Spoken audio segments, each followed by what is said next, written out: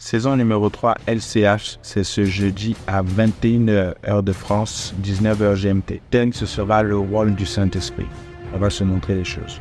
Cherchons les choses d'en haut, les choses où Christ est assis à la droite de Dieu. Est-ce que tu as progressé avec Dieu? Quel est cet enfant de Dieu qui n'a pas d'expérience avec son Dieu? Tu dois progresser. La sanctification, le jeûne et la prière sont les choses qui nous permettent de nous rapprocher de Dieu. La sanctification dans ton ADN, le jeûne, ça fait partie de ta vie. La prière te permet de communiquer avec Dieu. Donc, c'est des choses sur lesquelles on ne doit pas revenir chaque dimanche. Saison numéro 3 LCH, c'est ce jeudi à 21h heure de France, 19h GMT. Thème, ce sera le rôle du Saint-Esprit. On va se montrer les choses. Shalom, bienvenue à votre émission LCH, à l'épisode 3 de notre saison 3, où nous sommes en train de parler depuis maintenant 2 jeudis du rôle du Saint-Esprit. Et avant de commencer cet épisode 3, qui est notre dernier épisode, je veux bénir Dieu pour la vie de mon père spirituel, le prophète Dolski Joré-Suro. Je veux bénir Dieu aussi pour la vie de ma mère spirituelle, maman Pélagie La Royale. Et aussi tous les papas, nos papas, papa l'ange, papa le surnaturel, papa Isaïa. Que le Seigneur bénisse votre vie. Merci pour votre confiance. Et je bénis Dieu aussi pour la vie de tous les pasteurs de la MRI. Que le Seigneur vous bénisse. Alors, ce jeudi soir, nous allons continuer, comme je disais, nous allons clôturer notre saison 3 sur le rôle du Saint-Esprit. Et sans plus tarder, on va aller dans la parole de Dieu. Souvenez-vous que la dernière fois, nous avons dit que le Saint-Esprit est quelque chose, où je dirais, est la personne de Dieu qui vient se révéler à nous. Et le Saint-Esprit se révèle à nous par rapport à la connaissance que nous avons. Il y a des personnes, par exemple, qui ne savent pas que le Saint-Esprit existe. Il y a des personnes qui ignorent même l'action du Saint-Esprit et qui disent que le Saint-Esprit, voilà, c'était pour les 120 à la chambre haute, que nous, ici, on n'a pas besoin du Saint-Esprit. Il y en a beaucoup qui disent ça. Et aujourd'hui, nous allons essayer de répondre à certaines questions que vous vous posez certainement. Et on va voir aussi les différentes sortes. Comment est-ce que le Saint-Esprit, son rôle dans notre vie? On en avait un peu parlé lors de l'épisode 2. Alors, nous prenons la parole de Dieu dans Actes, le chapitre Acte 19, à partir du verset 2. Acte 19, verset 2. Bien-aimé, j'espère que tu es là, j'espère que tu likes la vidéo. N'oublie pas de partager pour bénir la vie de quelqu'un. Je vais commencer donc Acte 19, à partir du verset 2, je commence le verset 1. Pendant qu'Apollos était à Corinthe, Paul, après avoir parcouru les hautes provinces de l'Asie, arrive à Éphèse. Ayant rencontré quelques disciples, il leur dit: « Avez-vous reçu le Saint-Esprit quand vous avez cru ?» Ils lui répondirent: « Nous n'avons pas même entendu dire qu'il y ait un Saint-Esprit. » Il dit: « De quel baptême avez-vous donc été baptisés ?» Ils répondirent: « Du baptême de Jean. » Alors Paul dit: « Jean a baptisé du baptême de repentance, disant au peuple de croire en celui qui venait après lui, c'est-à-dire en Jésus. » Sur ces paroles, ils furent baptisés au nom du Seigneur Jésus. Lorsque Paul leur eut imposé les mains, le Saint-Esprit vint sur eux et ils parlaient en langue et prophétisaient. Alors, bien aimé, je vais m'arrêter là pour l'instant. Bon, après on dit, ils étaient environ 12 hommes. Je vais m'arrêter là pour l'instant. Donc, il y avait, voilà une situation qui nous présente et qui répond un peu à ce dont j'ai parlé la dernière fois, lorsque je disais que la connaissance que nous avons des choses de l'Esprit ou du Saint-Esprit nous permet du coup d'entendre parler de lui et de le voir à l'œuvre. Si je commence ou si on vous parle, c'est lorsqu'on vous parle des anges que vous pouvez voir un ange se manifester. Donc, au fur et à mesure que nous avançons dans notre vie chrétienne, lorsqu'on nous parle de certains sujets, c'est à ce moment-là que nous grandissons. Et LCH, les choses d'en haut, est là pour ça. Nous sommes là pour parler des choses d'en haut et pour dire que le Saint-Esprit est puissant. J'ai dit la dernière fois, il est comme Jésus et il a une façon d'agir. Et il faut que nous sachions comment est-ce que le Saint-Esprit agit. Dans ce passage-là, on est en train de voir Paul qui rencontre des gens. La Bible dit qu'ils étaient 12 hommes. Et Paul les voit et Paul leur pose la question. Avez-vous reçu le Saint-Esprit quand vous avez cru? Ça veut dire qu'à partir du moment où je crois en Jésus, je dois être capable de recevoir le Saint-Esprit. Et si je ne reçois pas le Saint-Esprit, ou eux ici, la Bible dit qu'ils ont dit, nous n'avons pas même entendu dire qu'il y ait un Saint-Esprit. Ça veut dire qu'ils ne savaient même pas que le Saint-Esprit existait. Pourtant, c'était des disciples de Jean. Et Paul va plus loin, Paul leur demande, mais avez-vous été baptisés? Quel baptême avez-vous reçu? Le baptême de Jean, ils ont dit. Donc, le baptême de repentance. Alléluia. Donc, le verset 4 dit, alors Paul dit, Jean a baptisé du baptême de repentance, disant au peuple de croire en celui qui venait après lui, c'est-à-dire Jésus. Donc, Paul va leur expliquer le baptême de repentance à nouveau. Et Paul va leur dire, après le baptême de repentance, là, il y a le Saint-Esprit qui agit. Et du coup, ils vont être rebaptisés par Paul. Ce qui me permet aussi de répondre à une question. Est-ce qu'on peut être baptisé ou est-ce qu'on peut être rebaptisé à nouveau? Et lorsque la Bible dit que Paul va les baptiser au nom du Seigneur Jésus, après ça, il va leur imposer les mains et le Saint-Esprit vint sur eux. Donc quand le Saint-Esprit est venu sur eux, ils ont commencé à parler en langue et à prophétiser. Ce qui va me permettre aujourd'hui de parler des 3 rôles du Saint-Esprit. Et j'ai énuméré la dernière fois les 3 rôles. Aujourd'hui, nous allons les voir un peu dans les détails. Bien aimé, je vais faire une petite pause. Je vais te laisser regarder ce qu'on a vu la dernière fois. Regardez avec moi cette capsule.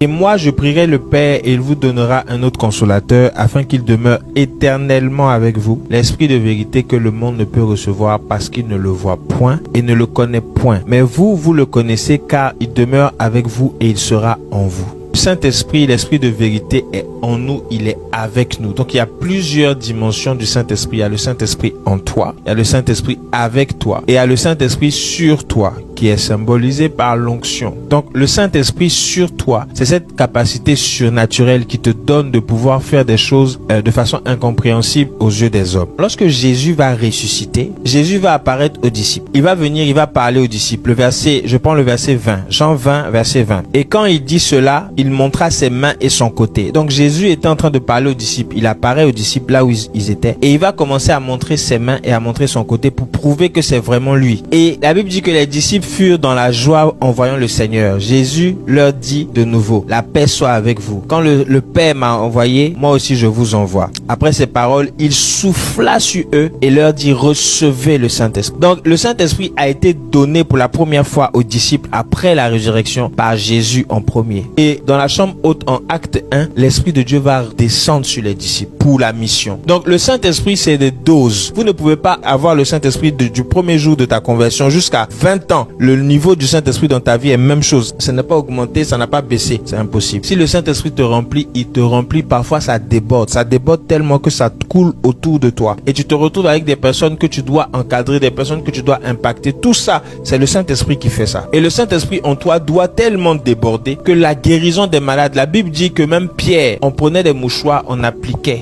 Et puis on mettait sur Pierre et on mettait ça sur les malades et ils étaient guéris. Et après, leur vie n'a plus été jamais la même. Donc tu ne peux pas recevoir le Saint-Esprit une seule fois et puis espérer que c'est la seule fois. Dieu veut que nous allons jusqu'à la nourriture solide. Nous devons être adultes. Il y a des choses que Dieu ne nous montre pas parce que nous n'avons pas la connaissance de ces vérités. Vous ne pouvez pas, avec Dieu, vous ne pouvez pas recevoir une révélation si vous n'avez pas au préalable avoir reçu une connaissance de cette révélation-là. Une petite connaissance. C'est parce que on parle des anges que tu es capable de voir un ange. C'est parce qu'on t'a entendu parler du Saint-Esprit que tu es capable de voir le Saint-Esprit se manifester dans ta vie.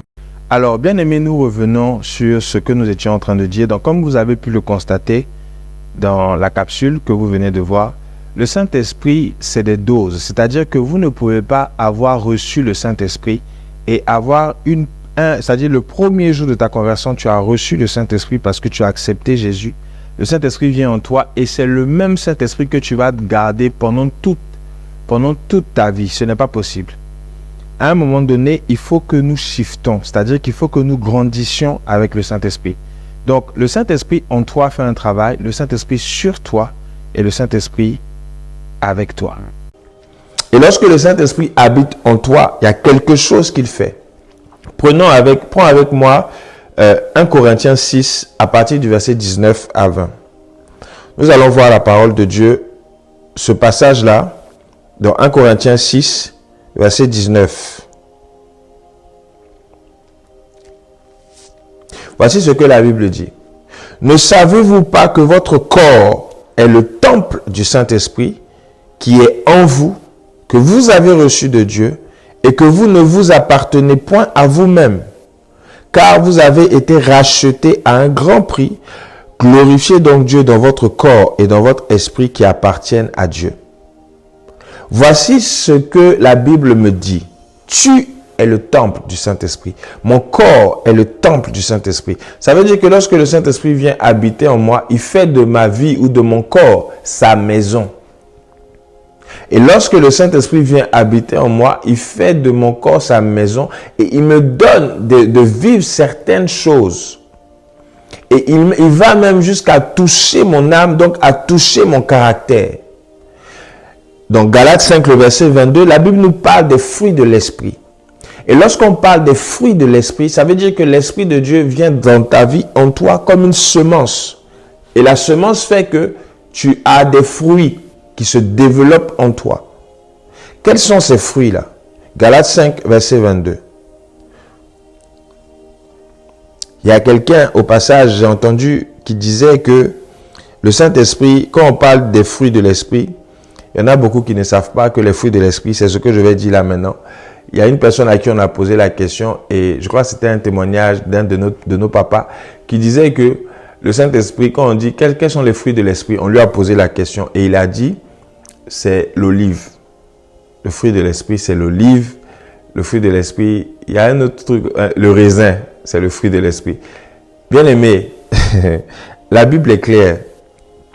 Le fruit de l'Esprit, la Bible dit dans Galates 5, le verset 22, que mais le fruit de l'Esprit, c'est l'amour, la joie, la paix, la patience, la bonté, la bénignité, la fidélité, la douceur, la tempérance. Voici les fruits de l'Esprit, ou je dirais le fruit de l'Esprit. Lorsque le Saint-Esprit vient en toi, il te donne d'aimer. Lorsque le Saint-Esprit vient en toi, il te donne une joie, la joie. Il te donne la paix. Il te donne d'être patient. Lorsque le Saint-Esprit vient en toi, il te donne d'être bon, d'être bienveillant. Il te donne aussi de savoir te maîtriser. Vous savez, souvent nous les chrétiens ou les enfants de Dieu en général, lorsque nous avons un caractère, par exemple, quelqu'un qui s'énerve beaucoup, le Saint-Esprit va travailler sur sa colère pour l'emmener à se maîtriser. Donc, il y a des situations qui vont arriver expressement pour l'emmener, pour savoir si le test, il a réussi le test. Le test de la colère, par exemple, ou le test de la patience. Quelqu'un qui est impatient, il va avoir beaucoup de tests de patience que le Saint-Esprit va lui donner. Donc, lorsque le Saint-Esprit vient en toi, il te donne les fruits de l'Esprit. Il développe en toi les différents caractères que nous avons énumérés, que nous venons d'énumérer. Voici le rôle du Saint-Esprit en toi. Le Saint-Esprit en toi, c'est ce qu'il fait. Il te donne de développer un certain caractère. Donc, tu ne peux pas être enfant de Dieu depuis des années et ne pas avoir les différents caractères que je viens de citer. Un enfant de Dieu, il est patient. Un enfant de Dieu, il est bon, il est doux, il est calme. Un enfant de Dieu, il aime, il manifeste l'amour autour de lui. Un enfant de Dieu, il ne se met pas en colère. Parce que justement, le Saint-Esprit vient en toi. Souvenez-vous, on dit, n'attristez pas. La Bible dit, n'attristez pas le Saint-Esprit que vous avez reçu. Donc, lorsque j'ai le Saint-Esprit en moi, mon comportement ne doit pas l'attrister. Si je l'attriste, ça veut dire que je commets un péché. Alléluia. Bien aimé, j'espère que ce que nous voyons ce soir te fait du bien. Nous allons voir ensuite maintenant le deuxième rôle du Saint-Esprit, les principaux rôles du Saint-Esprit. Et là, nous avons vu du coup le Saint-Esprit en toi. Maintenant, nous allons sortir nous allons voir maintenant le Saint-Esprit sur toi. Qu'est-ce qu'il fait? Comment est-ce qu'il fonctionne? La Bible dit que lorsque les disciples là, que Paul a vu, qu'on a vu tout à l'heure, que Paul a rencontré, qu'il a posé la question, la Bible dit que Paul a dit, avez-vous reçu le Saint-Esprit? Ils ont dit non. Paul va donc les rebaptiser et la Bible dit lorsqu'il va imposer les mains, le Saint-Esprit va descendre sur eux. Et lorsque le Saint-Esprit descend sur eux, ils vont recevoir le parler en langue et ils vont ensuite prophétiser. Voici quelque chose que le Saint-Esprit fait quand il vient sur toi. Lorsque nous recevons, et je l'ai dit dans la capsule, que le Saint-Esprit c'est des doses. Le Saint-Esprit en toi, voici ce qu'il fait. Le Saint-Esprit sur toi, voici ce que nous allons voir dans Luc, le chapitre 4, le verset 18. Qu'est-ce que la Bible me dit? Luc 4, verset 18. La Bible dit ceci. L'Esprit du Seigneur, c'est Jésus qui parle donc, l'Esprit du Seigneur est sur moi parce qu'il m'a oint. C'est pour ça que j'ai dit la dernière fois que lorsque le Saint-Esprit vient sur toi, c'est matérialisé par l'onction. Et il dit, parce qu'il m'a oint pour annoncer une bonne nouvelle aux pauvres, il m'a envoyé pour guérir ceux qui ont le cœur brisé, pour proclamer aux captifs la délivrance et aux aveugles le recouvrement de la vue, pour envoyer libres les opprimés, pour publier une année de grâce du Seigneur. Voici que le Saint-Esprit sur toi, il te donne de pouvoir aller en mission pour quelque chose. Donc, lorsque le Saint-Esprit vient sur toi, c'est pas pour que tu restes à la maison, c'est pour que tu travailles. Donc, tu ne peux pas avoir le Saint-Esprit sur toi, matérialisé ou caractérisé par l'onction. C'est-à-dire que l'huile qui a coulé sur ta tête, c'est une onction que tu reçois. Donc, l'onction que tu reçois, elle vient du Saint-Esprit. Et lorsque tu reçois cette onction-là, d'un homme de Dieu, de ton père spirituel ou autre, le but c'est d'aller en mission. Donc tu ne peux pas recevoir le Saint-Esprit sur toi et puis t'asseoir à la maison, ne rien faire. Bien aimé, nous devons nous réveiller. Nous devons nous réveiller. Lorsque je reçois le Saint-Esprit sur moi, je dois travailler. Je ne dois pas être resté les bras croisés. Sinon le Saint-Esprit sur moi, il va sécher, il va baisser. Je ne pourrai plus manifester la présence de Dieu. Et ça va être compliqué. Tu dois travailler. Jésus dit, pour annoncer une bonne nouvelle aux pauvres, pour guérir ceux qui ont le cœur brisé, pour proclamer la délivrance, et aux captifs la délivrance, et aux aveugles le recouvrement de la vue, pour renvoyer libres les opprimés, pour publier une année de grâce du Seigneur. Donc, quand le Saint-Esprit vient sur toi, c'est pour quelque chose. C'est pas pour rien. Le Saint-Esprit en toi, il travaille en toi. Le Saint-Esprit sur toi, c'est pour la mission. C'est pour aller évangéliser. C'est pour aller prier pour les malades. C'est pour aller, pour encadrer des personnes. Pour parler de Jésus autour de toi. C'est pour avoir des groupes de personnes à qui tu parles de Jésus. Ça, c'est le Saint-Esprit sur toi. C'est ce qu'il fait. Non seulement il te donne le parler en langue, il te permet de prophétiser, mais aussi il te permet de faire ce que je viens de dire, de guérir, de prier pour les malades, de travailler pour annoncer la bonne nouvelle aux pauvres.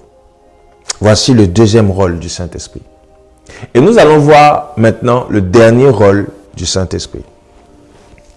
Alors, on a vu le Saint-Esprit en moi, en toi, le Saint-Esprit sur toi, et il y a l'autre caractéristique du Saint-Esprit qui est le Saint-Esprit avec toi.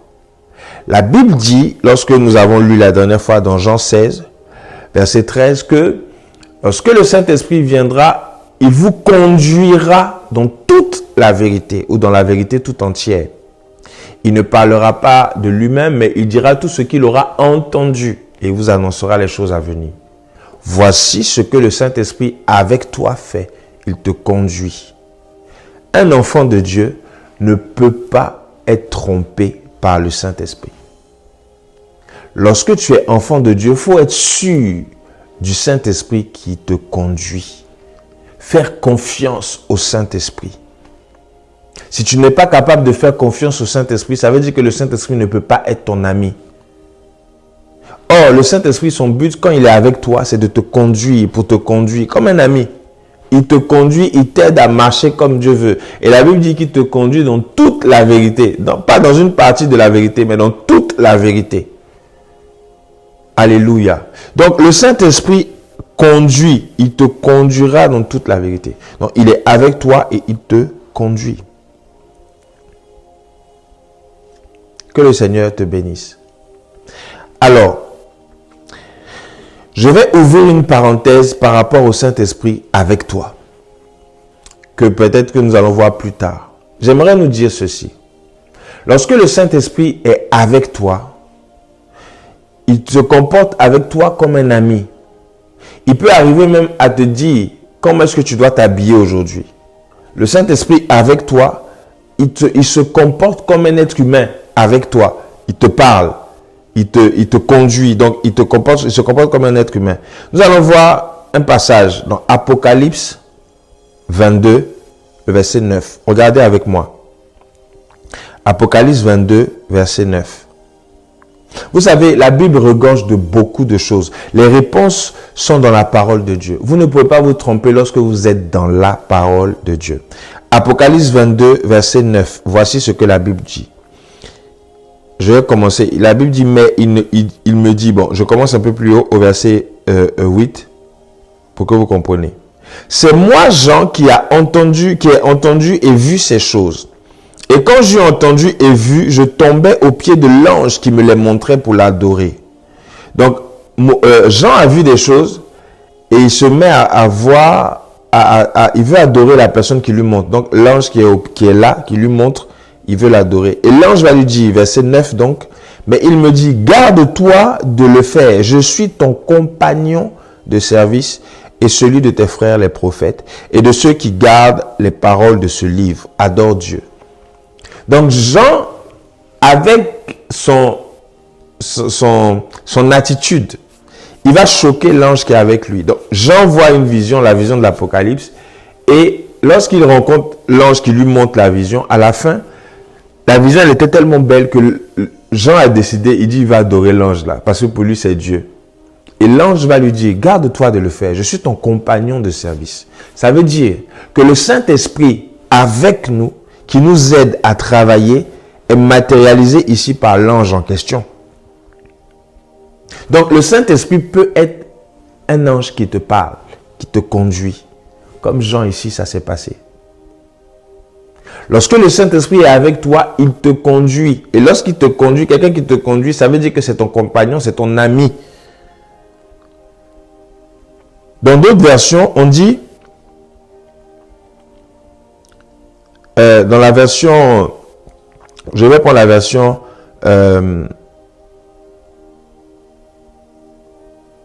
ok, il dit compagnon, voilà, la version Osterwald, il dit, mais il me dit, garde-toi bien de le faire, car je suis ton compagnon de service et celui de tes frères les prophètes, donc comme ce que nous venons de lire.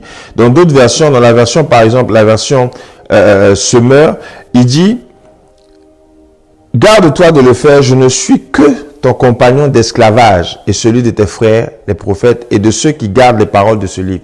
Donc, il est en train d'expliquer à Jean que, en fait, je ne suis pas un Dieu. Ne le fais pas. Je ne suis pas Dieu. Je suis ton compagnon de service. Je suis ton ami. Parce que Jean avait tellement vu, il s'est dit, mais waouh, c'est beau ce qu'il est en train de me montrer. Je ne peux pas rester comme ça. Ça doit être Dieu qui est là.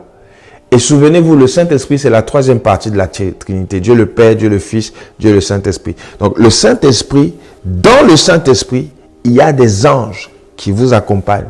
Ce qui me permettra peut-être plus tard de parler des anges. Ou peut-être si vous avez déjà entendu du ministère des anges qui est combattu aujourd'hui. Et pourtant, ça fait partie de l'œuvre du Saint-Esprit avec toi.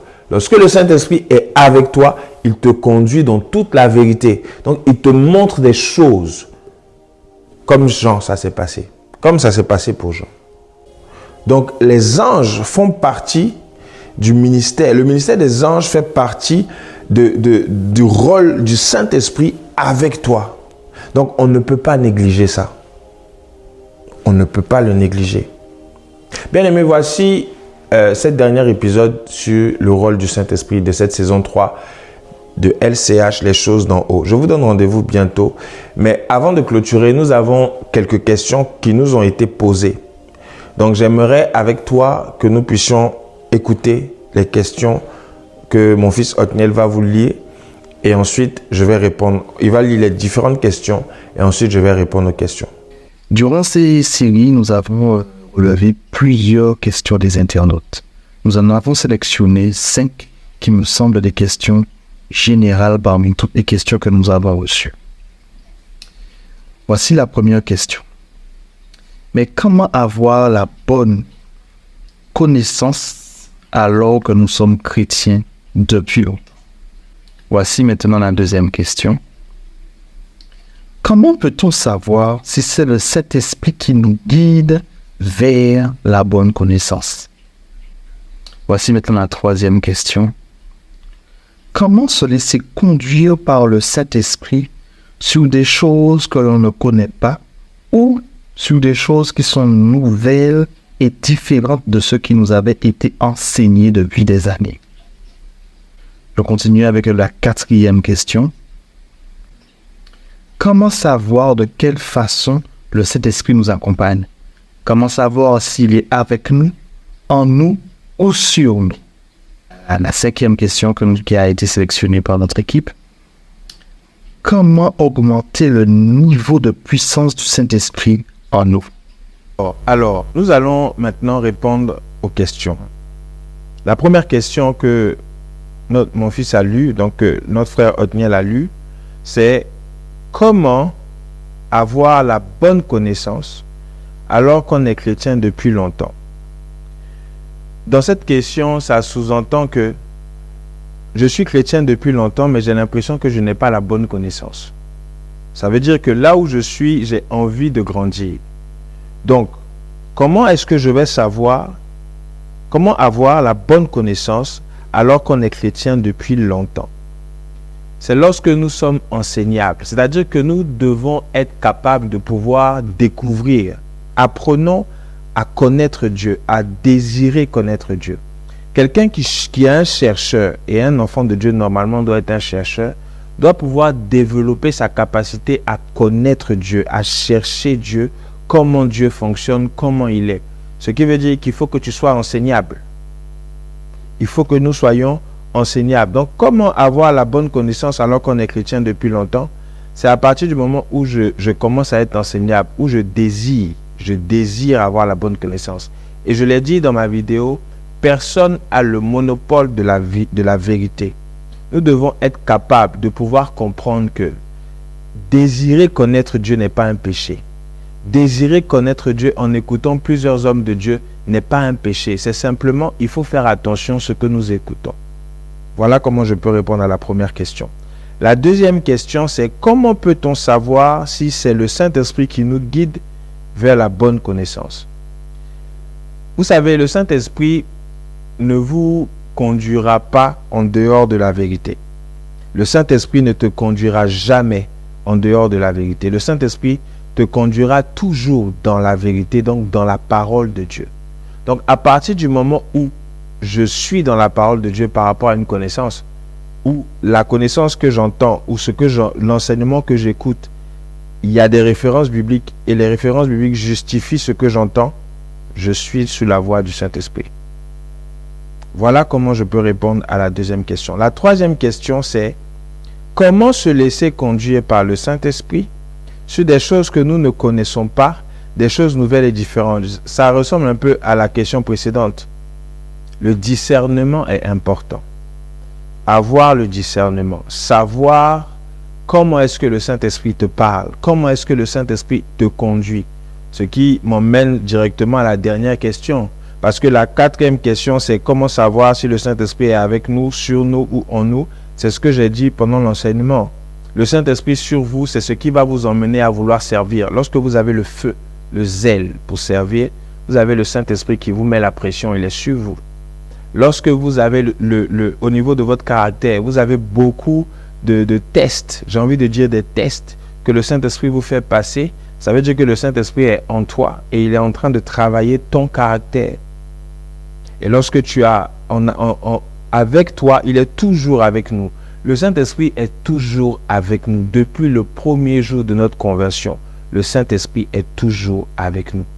Il y a une petite voix qui te parle souvent lorsque tu as envie de sortir et que on te dit ne sors pas. Et lorsque tu ne sors pas, tu te rends compte qu'il y a un accident là où tu devais passer. Le Saint-Esprit avec toi t'a secouru. Alléluia. Donc, Bien-aimés, je termine avec la dernière question qui est comment augmenter le niveau de puissance du Saint-Esprit en nous?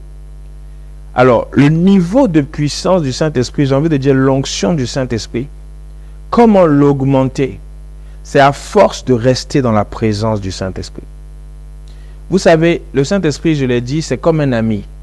À force de rester avec lui, il a de l'influence sur nous. Donc, à force de passer du temps dans la prière, à force de passer du temps dans le jeûne, à force de passer du temps dans l'adoration, même avec le Saint-Esprit, 4 heures, 5 heures, 6 heures de temps, là, tu vas te rendre compte que l'onction que tu as grandit. Et tu vas découvrir le Saint-Esprit dans une autre facette. Et c'est là que tu peux voir les différentes facettes de Dieu. Voilà, bien aimé, ce que je peux dire par rapport aux 5 questions qui nous ont été posées. Et cette émission, cette saison numéro 3 prend fin maintenant. Je bénis le Seigneur que vous ayez suivi pendant ces 3 semaines. Et aujourd'hui, nous sommes à la finale. Que le Seigneur vous bénisse et je prie que là où vous êtes, que le Saint-Esprit soit votre allié de tous les jours. En tant qu'enfant de Dieu, retenez ce que je dis. Vous ne pouvez pas avoir une faible connaissance de Dieu.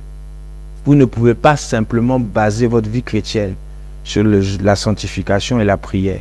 Il y a beaucoup de choses que le Saint-Esprit veut nous montrer, mais c'est à nous de tendre l'oreille. Que le Seigneur vous bénisse. Nous nous retrouverons très prochainement pour certainement une saison 4. Shalom chez vous. Saison numéro 3 LCH, c'est ce jeudi à 21h heure de France, 19h GMT. Thème, ce sera le rôle du Saint-Esprit. On va se montrer les choses.